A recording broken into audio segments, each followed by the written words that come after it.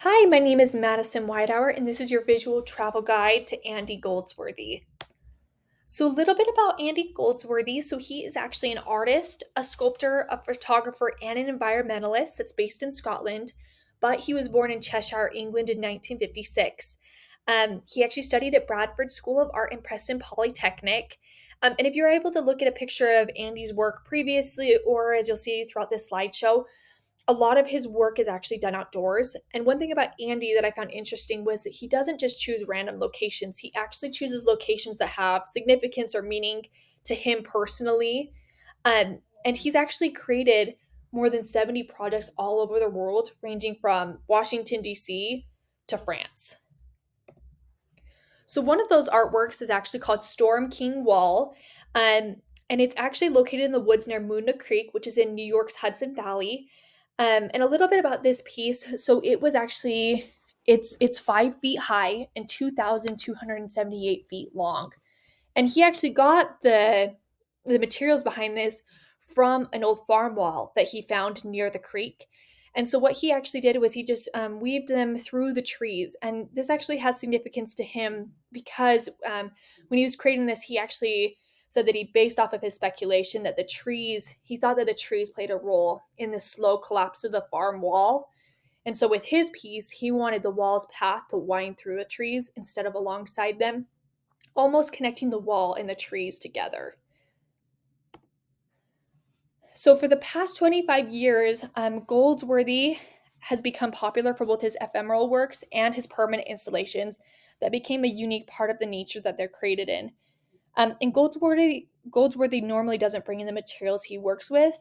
He uses natural materials like sand, ice, stone, leaves, anything that originates from the site that he's using. And since he's using natural materials, they aren't insured to always be there. And because of this, Goldsworthy photographs all of his works before, during, and after while he's creating those structures.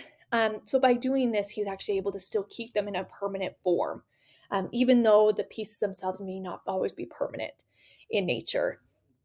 And because of this, I mean, as you can see in the picture above, this is a lot of pictures. It's a structure that he made with sticks.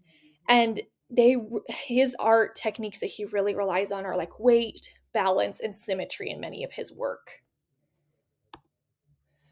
So the picture of the icicles at the top left is actually one of his land art pieces.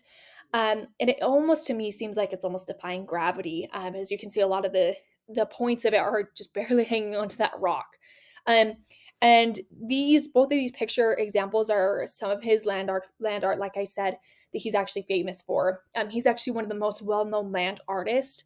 And one of his first examples of land art was created on Morecambe Bay, where he used sand, stones, and actually even on his own body as an art piece. And his later works were inspired by stone, wood, snow, and ice, and in colorful patterns using leaves. Um, and one thing I love about Andy Goldsworthy's work is that he has such a love for nature. And it didn't just stem from um, his art didn't just like all of a sudden just come um, decide he liked nature. He actually loved nature starting from when he was a teenager, when he was working on a farm. And as he became older, his art actually represents his love for for agriculture, human relationship with nature, and sculpture.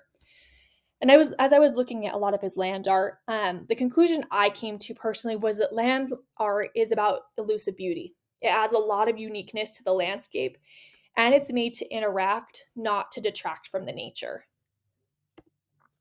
So personally for me, I think Andrew Goldsworthy really contributes a lot to the art world. And to kind of sum it all up and what I feel like he contributes to the artwork, this is what I put down. Goldsworthy was able to put the mystery and magic back into nature through his work. He's able to show that art, just like every human being, has a beginning and an end, which is just part of our time in life. Through his art, he pushes the art world to gain inspiration from the things that interest him, but most importantly, gain an individual connection to nature and the uniqueness of our art. And another side I kind of wanted to put in here was why Goldsworthy? Why did I choose Andy Goldsworthy? One, I think his artwork is beautiful. I think it's just so unique. But when I really sat down and thought, why did I choose him? This is what I came down to. Andy Goldsworthy to me has created some of the most beautiful art pieces, like I said. But the way he takes something so simplistic from nature and makes it into something so unique yet beautiful is such a skill. His art has an almost magical element. Not only is he an amazing artist, but also photographer. His pieces won't always last forever due to outside elements, but the photos that he takes are something that will impact other artists forever and for centuries. And one of the last things I wanted to end on was just a quote by Andy Goldsworthy that I really feel like sums up everything about Andy Goldsworthy himself, his art, and his love for nature, and just the meaning behind all of his work. It says this: we often forget that we are nature. Nature is not something separate from us. So when we say that we have lost our connection with nature, we've lost our connection to ourselves.